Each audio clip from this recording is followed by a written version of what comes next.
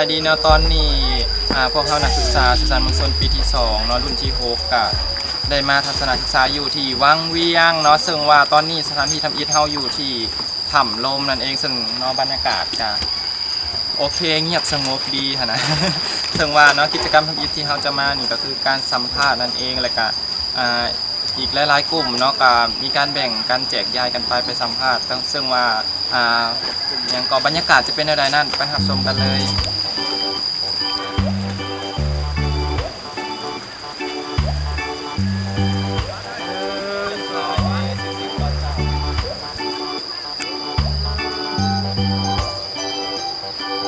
เนาะสบายดีซึ่งว่าตอนนี้เราได้มาอยู่กับอาจารย์เนาะถึงว่าเป็นอาจารย์ผู้หนึ่งเนาะที่นักข่าวจะมาทำบรรยากาศเป็นอะไรมาห่อทำนมเป็นทางทำอีกบ่เป็นครั้งที่3แสดงว่า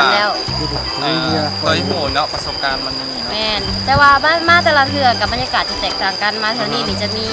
ตอนตะกี้จะบ่มีตูดอยู่ทั้งลุมและก็ยังบ่มีการก่อสร้างอย่างตอนมาตะกี้ยังปฐมประธานอยู่แล้วก็จะมีสลิงและมียังเนสิจะนำเสนอให้น้องกันมาสำหรับสิ่งที่นำเสนอก็คือไฮไลท์ที่สุดก็คือทีสลิงเนาะทีสลิงแล้วก็มีนางหญิงเข้าไปทั้งนั้นแล้วลุมเล่นนั่งทั้งนั้นลุมแล้วก็ลองเรือปกติเบาๆแบบบ่อยากใช้เวลาดูในการขี่ตอนนี้กำลังเดินทางไปไสตอนนี้กำลังเดินทางขึ้นทำคุณลมทำล้มซื่อๆตี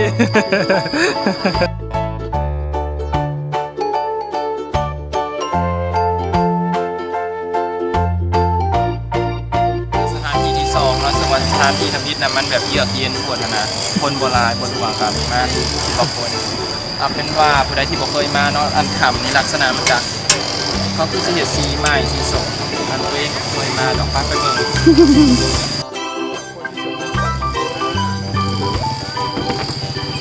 แต่พอทำจังเคยมาแล้วเคยมาที่นี่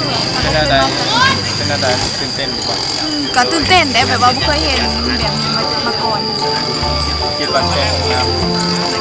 ว่าน่าจะได้นะเพราะคนงามแล้วเพราะว่าแต่งตัวมางามแต่งตัวแพงตามาเห่า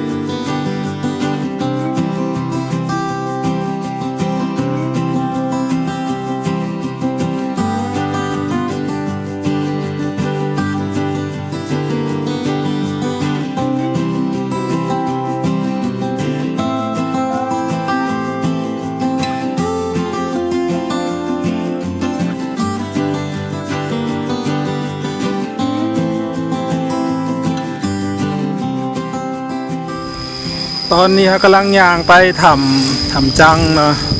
ทางขึ้นทำจังน้องฝั่งเป็นสีเขียวงามแล้วเลยสัมภาษณ์แล้วเลยคุณน้อยคุณเจ้าไม่ได้สัมภาษณ์สิพี่เจเยสตอนนี้ฮอตไปแล้วกำลังคิดถึงผู้ตอนนี้เป็นผู้ชายผู้ทำจังว่ามันเป็นสัมผัสว่ามันเย็นแท้ผมข้างแต่สื่อแต่ก็เป็นตาจังอะไรเนาะ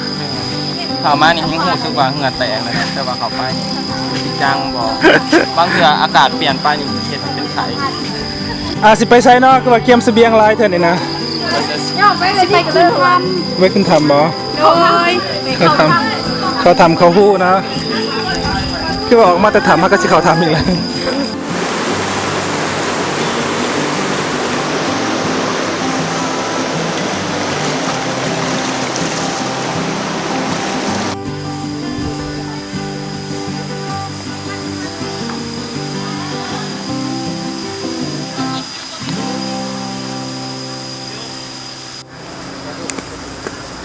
อันนี้คือทา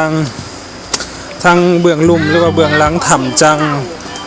มันจะมีพระพุทธรูปเนาะ อ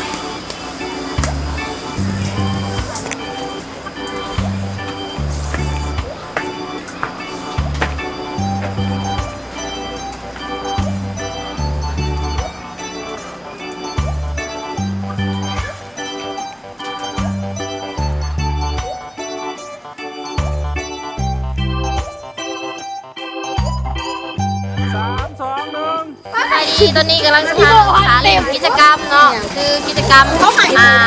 หมากกุ้งกระดุงกระดิ่งกิจกรรมง่ายๆคือเก็บ LD เนาะถ้าว่า L ไว้ดีหมากกุ้งที่อยู่ใน L ของตัวเองก็จะแตกทีมหนึ่งจะมีอยู่3คนซึ่งว่าแต่ละคนจะมีเบอร์3ซึ่งว่าถ้าว่าไผ่เลี้ยวไว้ก่อนก็คือทีมนั้นคือเป็นทีมชนะแต่ถ้าว่าไผ่เสียทีมที่ชนะสามารถสั่งได้ทุกอย่างเลยอย่างเห็นอย่างไรเห็น แต่สำหรับผู้ที่แอลบูดีนี่จ้ะ สำหรับผู้ที่ L บ่ได้ก็คือเดาบ่ได้เนาะ ตายแล้ว เป็นยังคือบ่มักเสียงมักกุ้ง มันเป็นปมมานะบ่มัก ใช้ก็ได้อย่างคนทั้งนั้น จริง เป็นคนนั่นคันสิว่าเครื่องโลกหัวใจแต่ว่ากิจกรรม ทุกวันก็เขาวันละจะมีการเด้งการเดาอะไรนี่จานก่อนได้มาตัดขอแข่งขันวันก็ได้ก็แทน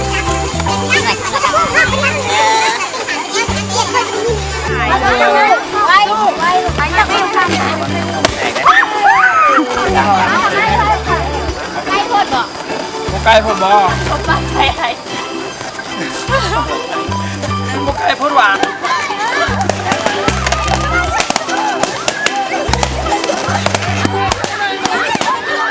อย่าบีบนะใส่มือน้ำกระเมดใส่มือน้ำกระเมดยืนลงใส่มือ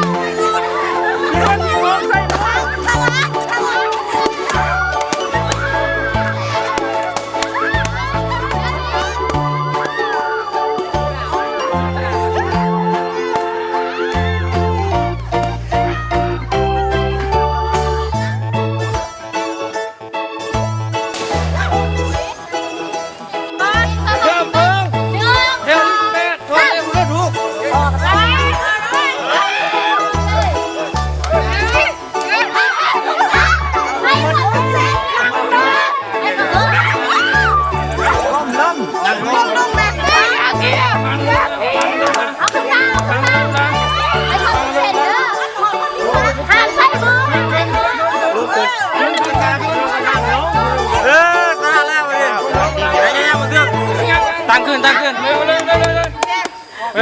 ยังนั่งอยู่ไปมาเลยตั้งขึ้นมาเลย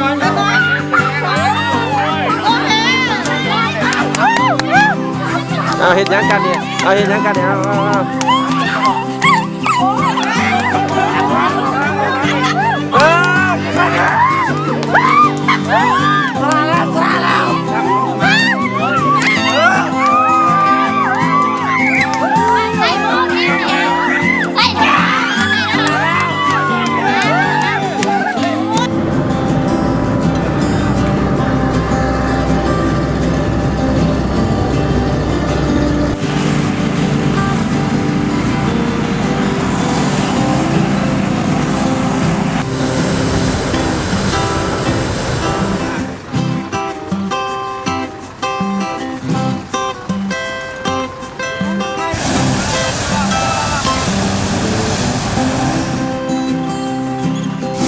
สบายดีเนาะตอนนี้พวกเขากำลังอยู่